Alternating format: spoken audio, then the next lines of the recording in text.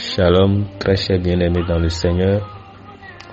Je vous salue dans le puissant et précieux nom de notre Seigneur Jésus-Christ. Comme vous le savez, c'est notre moment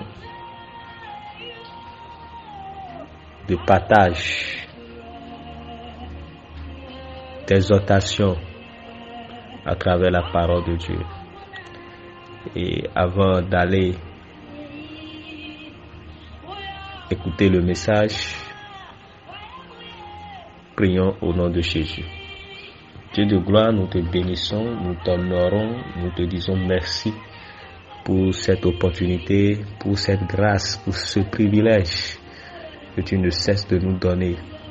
Merci pour la vie des auditeurs, des auditrices, de ceux qui ne cessent de nous écouter de près comme de loin.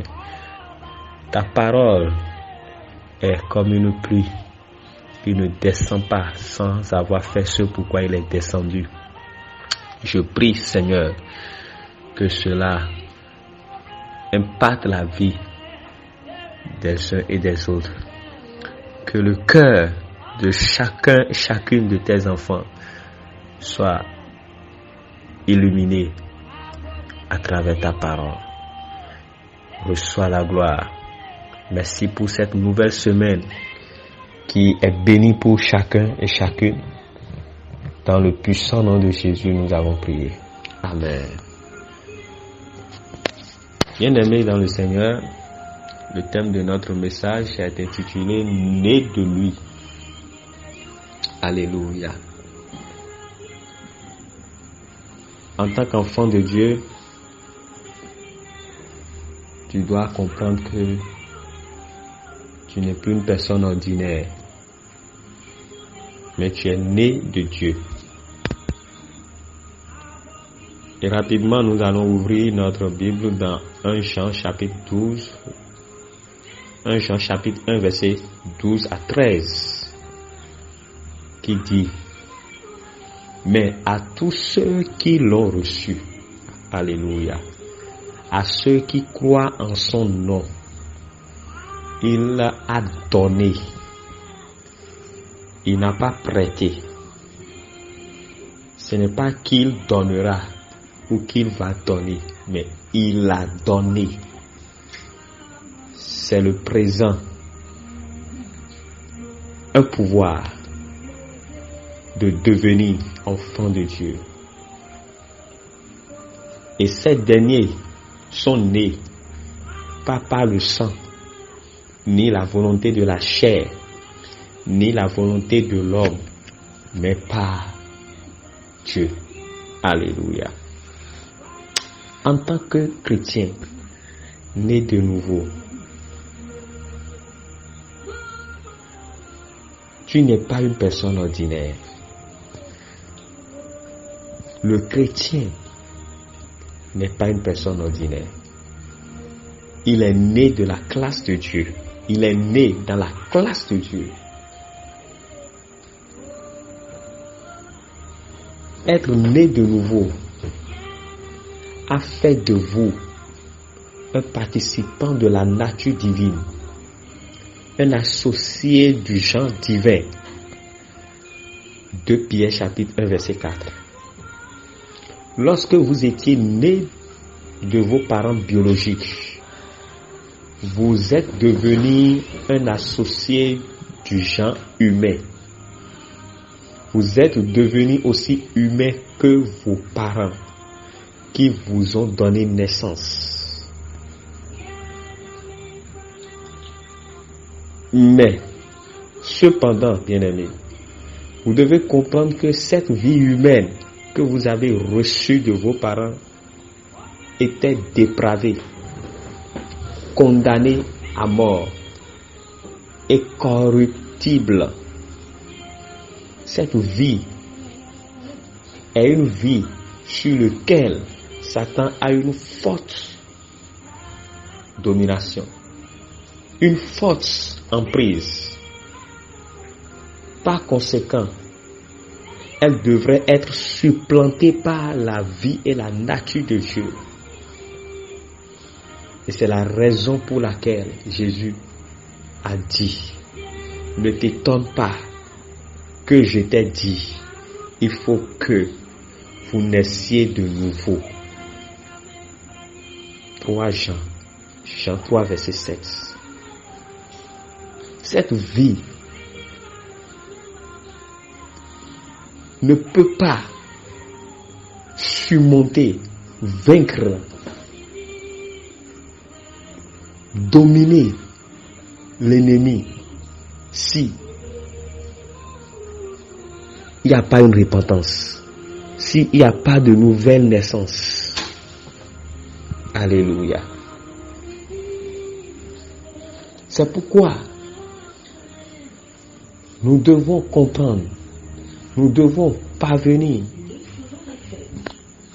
à comprendre que, en tant qu'enfant de Dieu, lorsque nous naissons de nouveau, nous avons reçu une vie qui n'est pas ordinaire, qui n'est pas charnelle, qui n'est pas naturelle, mais une vie surnaturelle.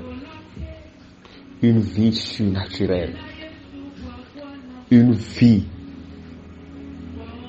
qui dépasse la vie biologique.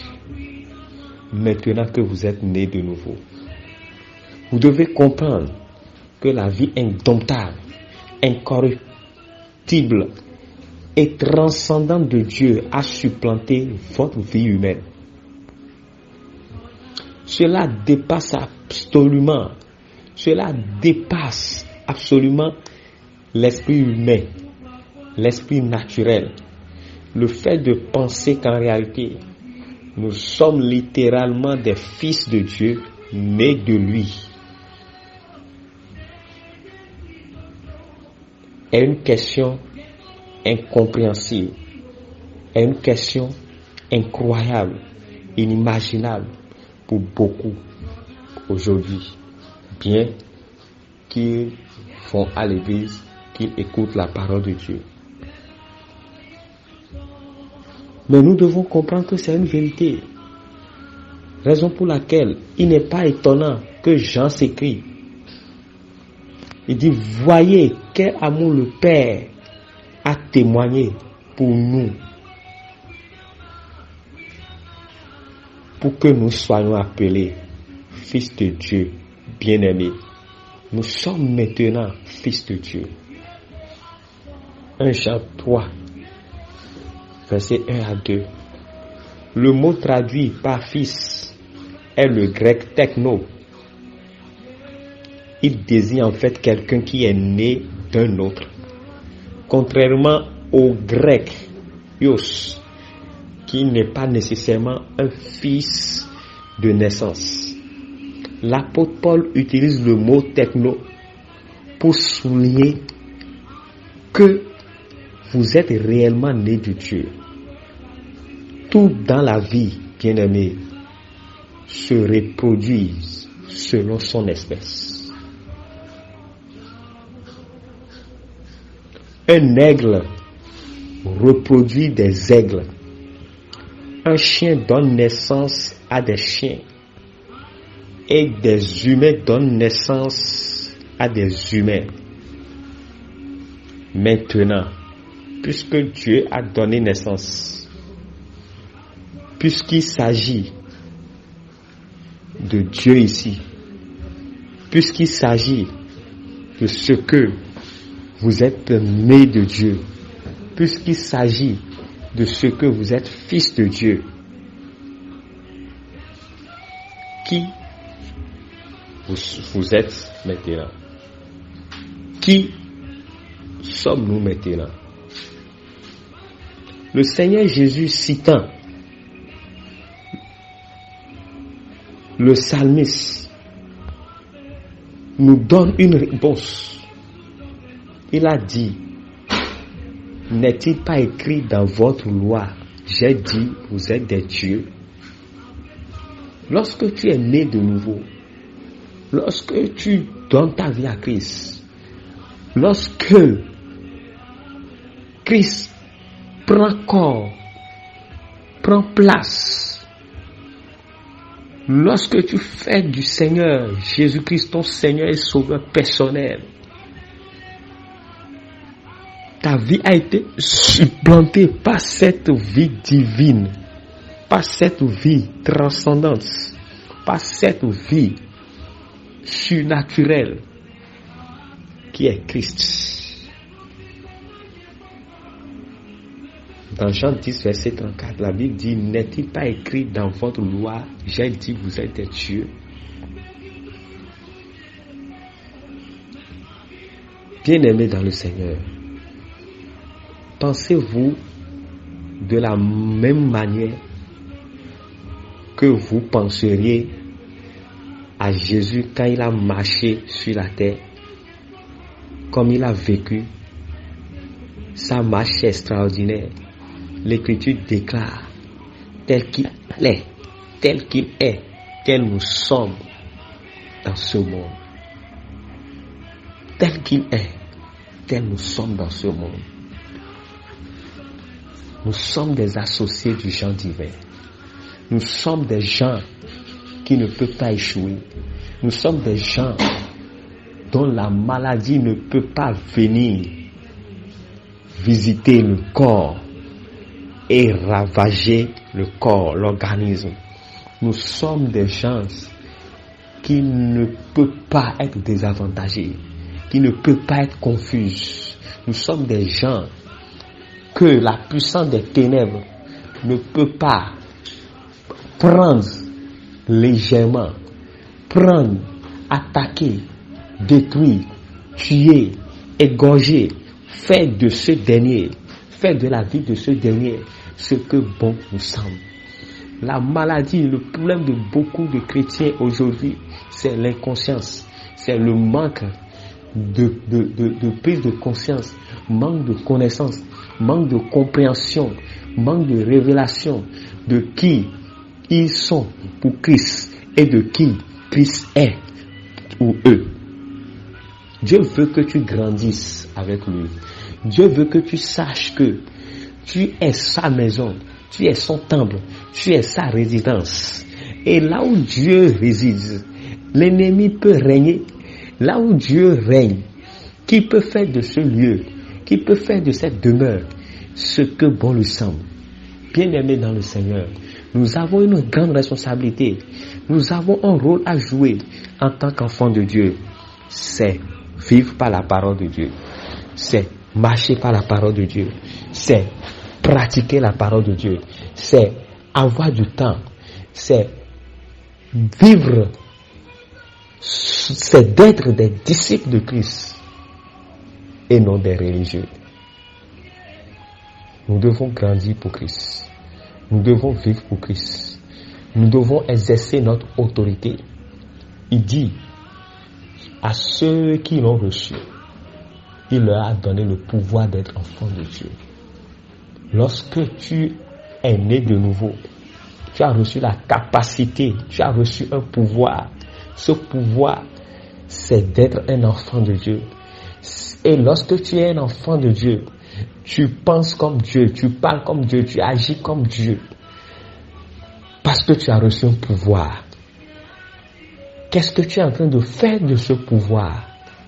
Qui sais-tu que tu es maintenant que tu es en Christ? Pense-y. Et change ton monde pour Christ. Exerce ce pouvoir, cette autorité que le Seigneur t'a donnée pour la gloire de son nom. N'oublie pas que nous sommes en guerre. Et lorsqu'il y a la guerre, on ne négocie pas. On n'est pas en guerre et pleure. On n'est pas en guerre et se plaint, mais on mène le combat. On fait la guerre. Aucun soldat en pleine guerre ne pleure pas, ne se lamente pas, ne promène pas des regards inquiets, mais fait la guerre et a un seul objectif: à une seule pensée, à une seule mentalité, nous gagnons. Nous n'allons jamais échouer. Nous ne serons jamais désavantagés. Nous allons vaincre l'ennemi. Nous n'allons pas fuir. Nous allons gagner. Parce que nous avons les meilleures armes. Et notre chef de guerre ici, c'est Christ. Et lui en nous fait de nous des plus que vainqueurs. Donc tu n'es pas ordinaire. Et pourquoi tu laisses l'ennemi faire de ta vie ce qu'il veut? Lève-toi, bien-aimé. Comme Isaïe 60 l'a dit. La lumière de Dieu est sur toi. Prends ton lit. Prends tes clics et claques. Marche sur les serpents. Marche sur les scorpions. Parce que Christ t'a déjà donné le pouvoir sur toutes choses. Exerce ton autorité. Afin que toute la gloire soit à Christ dans ta vie. Au nom de Jésus. Je prie pour toi que le Seigneur te bénisse. Que sa parole produise de quoi elle parle dans ta vie. Que l'Esprit de Dieu, à travers ce message que tu entends, te réveille, te transforme, te libère, te métamorphose. Et que des témoignages soient pour toi tout au long de ta marche, de ton